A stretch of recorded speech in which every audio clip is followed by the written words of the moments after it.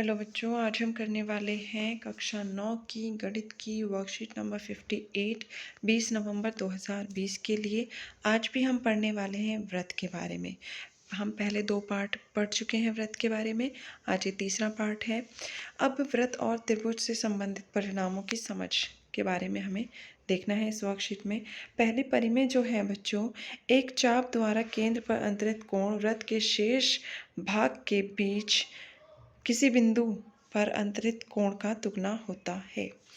अब इसमें हमें बोला गया है कि केंद्र पर जो अंतरित कोण होता है, ये जो केंद्र है, ठीक है, इस पर जो कोण बना हुआ है, ये इन्हीं दोनों बिंदुओं से अगर शेष भाग पर कोण बनता है तो उसका दुगना होता है। आपको दिखाई भी दे रहा है, जो कोण ज़्यादा खुला होता है वो ज़्यादा ही होगा, ठीक है, और ये वाला कोण आपको कम खुला हुआ दिख रहा है तो ये कम ही होगा, ठीक है। तो इसका मतलब इससे ये वाला जो होता है वो डबल होता है, दुगना होता है।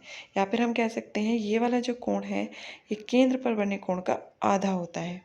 ओके, अब यहाँ पर आपको ये सिद्ध करके भी दिखाया हुआ है। यहाँ पर दिया हुआ है कि एक चाप पी क्यू दिया है, ये पी क्यू चाप है। ओके, जो केंद्र ओ पर कोण ये पी ओ क्यू वृत्त के शेष भाग पर कोण ए, ये वाला, ठीक है, बनाता है।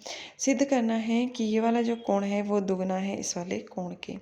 आकृति में दी गई 3 विभिन्न स्थितियों पर विचार कीजिए। 3 स्थितियां हैं हमारे पास में। चाप पी क्यू, ये वाला चाप लघु है, ठीक है, इस वाले में, फर्स्ट वाले में चाप लघु है, इसमें ये वाला जो चाप है वो अर्धगोले में बन रहा है, और इस वाले में जो चाप है ये दीर्घ चाप बन रहा है, ठीक है।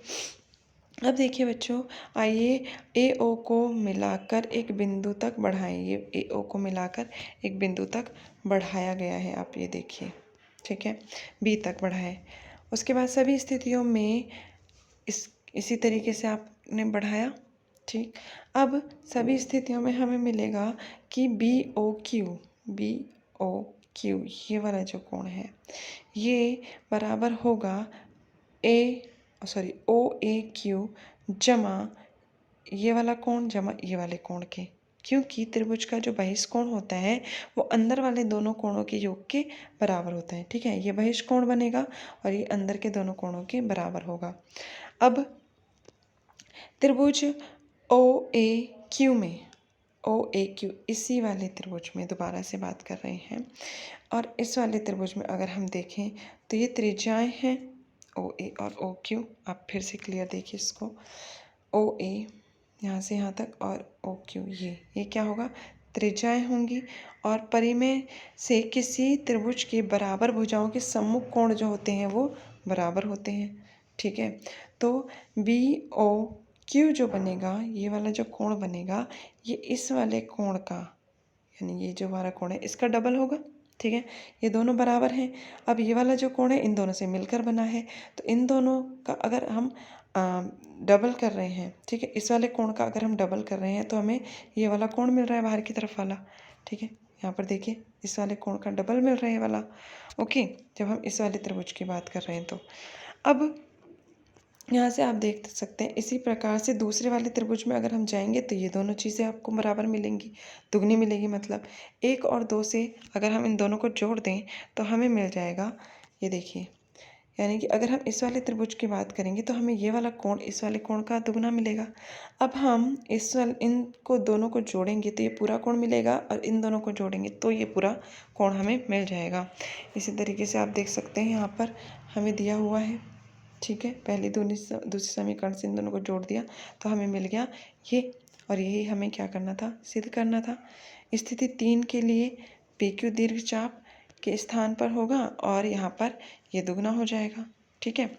अब चलिए बस आपको ये बात याद रखनी है, इम्पॉर्टेंट थ्योरम है कि अगर सेम चाप से वृत्त के एक ही तरफ कोण बनते हैं तो जो केंद्र पर बना हुआ कोण होता है वो दुगना होता है शेष भाग पर बने हुए कोण के।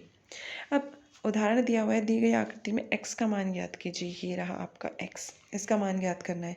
त्रिभुज ए बी सी में ए बी जो है वो बराबर है ए सी के, ठीक है।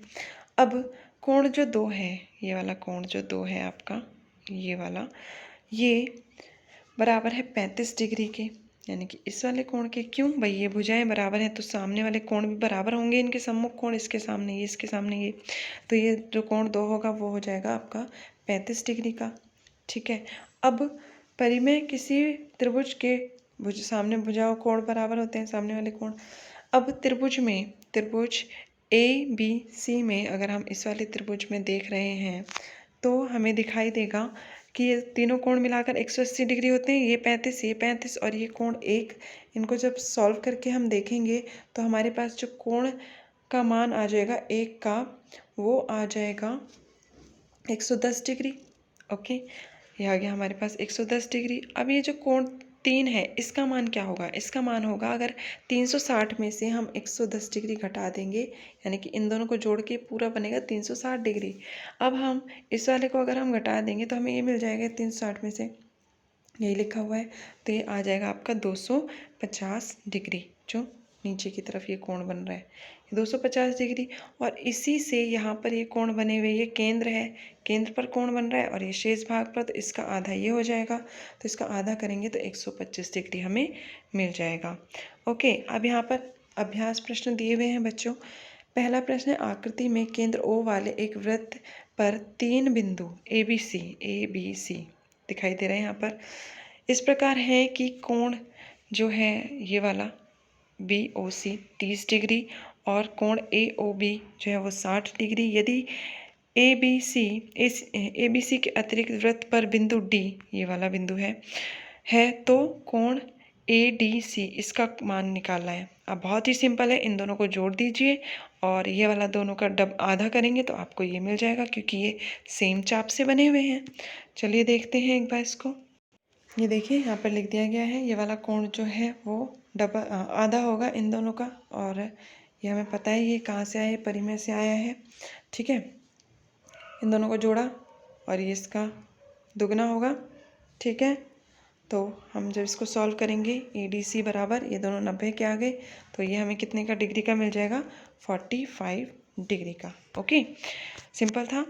अब आकृति 2, दूसरे प्रश्न में, आकृति में PQR, ये PQR जो है ये वाला, ये आपको 100 डिग्री दिया है, जहाँ PQR केंद्र O वाले एक वृत्त पर स्थित बिंदु है। ठीक है, और हमें क्या निकालना है? POPR, यानी कि इसका मान आपको ज्ञात करना है। अब देखिए बच्चों, ये 100 डिग्री का हमें दिया हुआ है। ठीक है, अब POR ये वाला जो कोण है वो क्या होगा? वो दुगना होगा किसका? PQR का। ठीक है, अभी हमने परिमेय पढ़ी कि कोण दुगना होता है। ठीक है, तो ये वाला जो POR होगा, ये वाला, ये कितने डिग्री का हो जाएगा? अगर हम इसको 100 को दुगना करेंगे तो 200 डिग्री का, ये वाला कोण मिल गया हमें 200 डिग्री का। ठीक है, अब यही जो इसका ये वाला कोण है हमारे पास, इसका प्रतिवर्ती जो होगा ये 360 डिग्री का होगा। ठीक है, 360 में से अगर हम 200 घटा देंगे, ये पूरा 360 होता है, ये वाला अगर हम घटा देंगे तो हमें ऊपर वाला मिल जाएगा, तो ये आ जाएगा आपका 160 डिग्री। इसको प्रतिवर्ती बोलते हैं। ठीक है, 360 में से घटाने पर प्रतिवर्ती कोण आ गया। अब देखिए, अगर हम इस वाले त्रिभुज में ले लें जो नीचे की तरफ बना था POR, उसमें ये दोनों हमारी क्या है? त्रिज्याएं हैं। ठीक है, और ये जो कोण बनेंगे नीचे की तरफ, जो इस तरीके से त्रिभुज बन रहा था, हम उसकी बात कर रहे हैं।